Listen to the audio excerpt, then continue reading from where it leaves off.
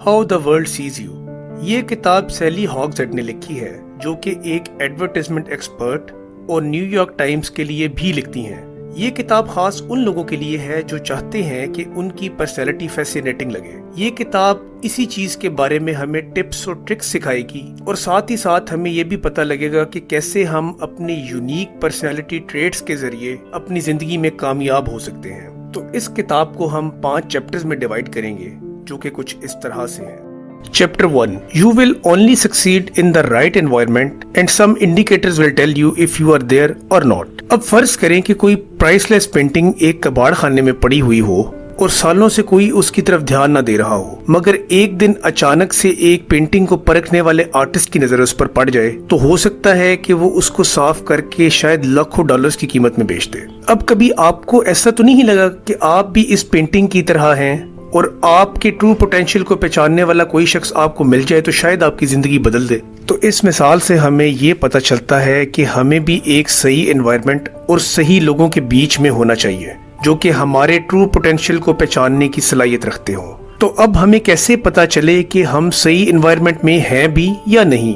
तो इस चीज के लिए ऑथर हमें कुछ सिंपल इंडिकेटर्स के बारे में बताते हुए कहते हैं कि अगर जहां आप काम कर रहे हैं वहां पर आपके साथी लोग जैसे बॉस या क्लाइंट वगैरह आपकी फीडबैक या एडवाइस पर काफी इन्हसार कर रहे हो, तो आप समझें कि आप सही जगह पर काम कर रहे हैं। उसके बरक्स अगर आपकी ओपिनियन की कोई कदर नहीं या आपके वर्क एनवायरनमेंट में कोई भी आपसे फीडबैक नहीं ले रहा, तो शायद आप गलत जगह पर काम कर रहे हैं। और इसी तरह अगर आप बिजनेस कर रहे हैं और आपको अपनी प्रोडक्ट्स को बेचने के लिए और अपनी सेल इंप्रूव करने के लिए सिर्फ सेल्स या डिस्काउंट्स ही ऑफर करने पड़ रहे हो, तो समझें कि आपका बिजनेस गलत एनवायरनमेंट में है। Chapter 2. To succeed you need to overcome distractions. अब फर्ज करें कि आप एक नावल लिख रहे थे और आखिरकार वो आपने खत्म ही कर लिया है। तो अब पॉइंट आता है इसको पब्लिश करने का।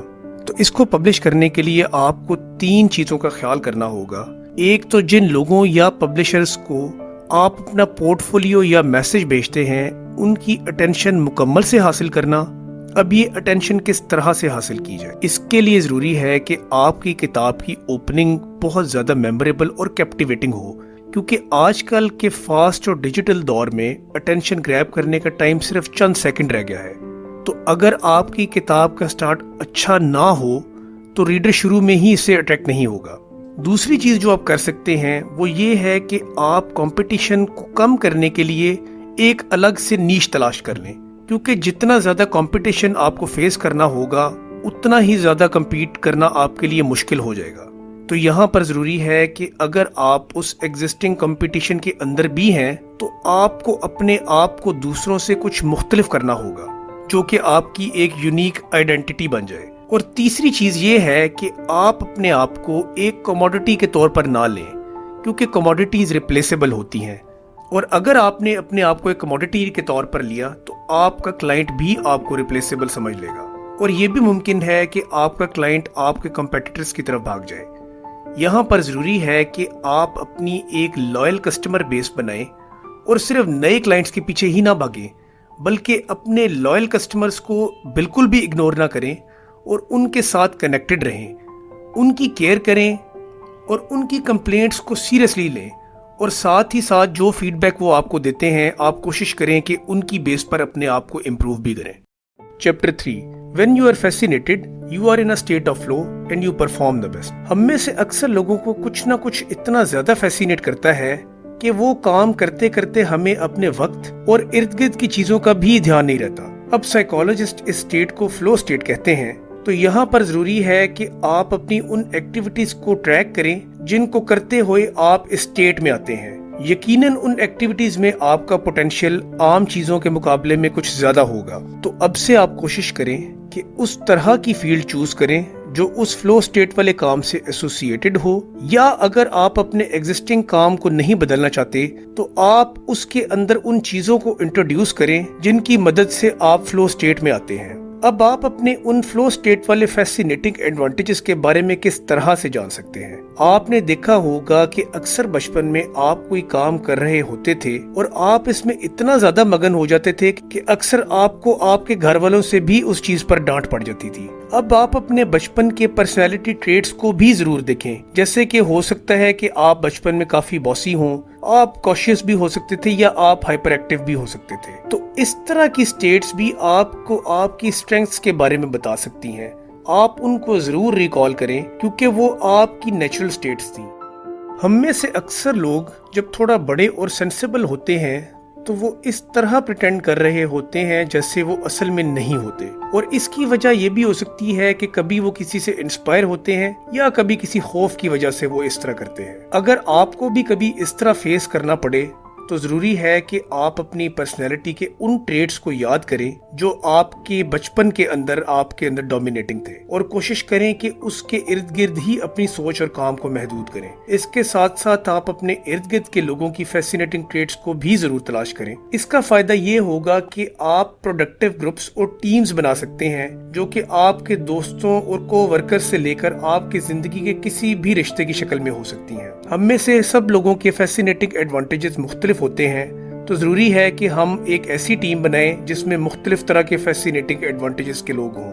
अब ऑथर यहाँ पर 7 तरह के फैसिनेटिंग एडवांटेजेस के बारे में बात करते हैं, जिनमें से पहला एडवांटेज है पावर एडवांटेज। अब जिन लोगों में ये पावर एडवांटेज होता है, ये लोग अमूमन काफी कॉन्फिडेंट और अच्छी कन्विंसिंग पावर के मालिक होते हैं। ये लोग अमूमन कैलकुलेटेड रिस्क ही लेते हैं और डिफिकल्ट डिसीजंस में भी काफी ज्यादा एक्सपर्ट होते हैं। इस तरह के लोग सीईओज या लीडर बनने के लिए काफी अच्छे साबित हो सकते हैं, लेकिन अगर किसी टीम में इस तरह के लोग काफी ज्यादा हो जाएं तो वो काफी डिजास्टर्स हो सकता है, क्योंकि इस तरह के लोग दूसरे लोगों की ओपिनियन को बहुत ज्यादा वेलकम नहीं करते।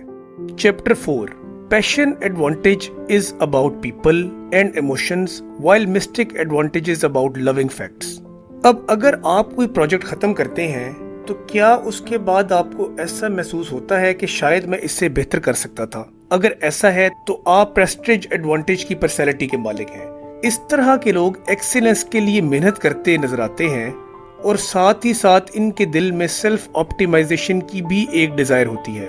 इस तरह के लोगों की सबसे बड़ी मोटिवेशन ये होती है कि ये एक्सपेक्टेशन से बेहतर परफॉर्म करें, और इस तरह के लोग कुछ भी करने से पहले उस पर काफी ज्यादा रिसर्च करते हुए नजर आएंगे, और साथ ही साथ मुख्तलिफ लोगों के पास्ट डेटा और ऑलरेडी के बने हुए एक्सपीरियंसेस को स्टडी करके ही कोई ना कोई कदम उठाएंगे। इस तरह के लोग कोई ना कोई हीरो या पर्सनल कोच को भी फॉलो करते हुए नजर आएंगे। ये हमेशा बेहतर बनने के लिए कुछ ना कुछ करते नजर आएंगे, और जब भी ये कुछ करेंगे तो उसके बाद सेल्फ एवेल्यूएशन भी जरूर करेंगे कि हमने क्या गलत किया और आइंदा हम इसको किस तरह से इम्प्रूव कर सकते हैं। इसके बाद आते हैं वो लोग जो अलर्ट एडवांटेज वाली पर्सनैलिटी के मालिक हैं। इस किस्म के लोग प्रिसीजंस और डिटेल्स में काम करने के लिए काफी पैशनेट नजर आते हैं। ये लोग प्रोजेक्ट मैनेजर्स के लिए काफी अच्छा फिट होते हैं। ये लोग टाइम के काफी पाबंद होते हैं और साथ ही साथ बजट पर भी काफी ज्यादा कॉन्शियस होते हैं। अब अगर आपको कोई इस किस्म का इंसान मिलता है जो कभी लेट हो रहा हो और 5 मिनट लेट होने पर ही आपको मैसेज करके बता दे कि मैं 5 मिनट लेट हूँ, तो वो यकीनन अलर्ट एडवांटेज वाली पर्सनैलिटी का मालिक होगा।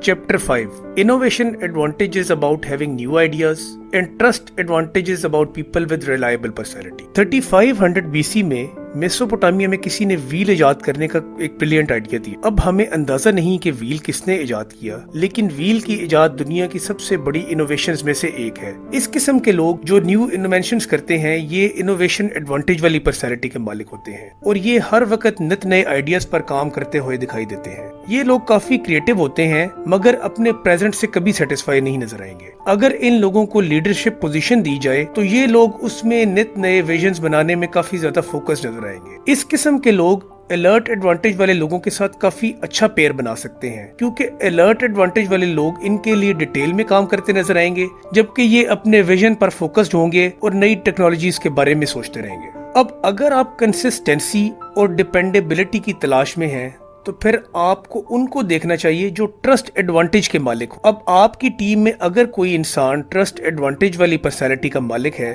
तो वो काफी ज्यादा ट्रस्टवर्दी, मेहनत करने वाला और कमिटमेंट के साथ काम करता हुआ नजर आएगा। इस तरह के लोग काफी ज्यादा कॉन्फिडेंट भी होते हैं। तो एक अच्छी पर्सनैलिटी के लिए जरूरी है कि आप भी अपनी पर्सनैलिटी के फैसिनेशन एडवांटेजेस को तलाश करें, और आप ये देखें कि आप इन 7 पर्सनैलिटीज में से किस तरह की पर्सनैलिटी के मालिक हैं। हो सकता है कि हम में से ज्यादातर लोग इस तरह की पर्सनैलिटीज का एक ब्लेंड हो, तो आपको चाहिए कि आप भी अपना ब्लेंड तलाश करें اور اس کے مطابق ہی اپنی زندگی کو گزارنے کی کوشش کریں۔ تو دوستو، میں امید کرتا ہوں کہ آپ کو اس بک کی سمری پسند آئی ہوگی۔ مزید بکس کی سمریز کے لیے ہمارا چینل سبسکرائب کریں اور اس ویڈیو کو بھی ضرور لائک کریں۔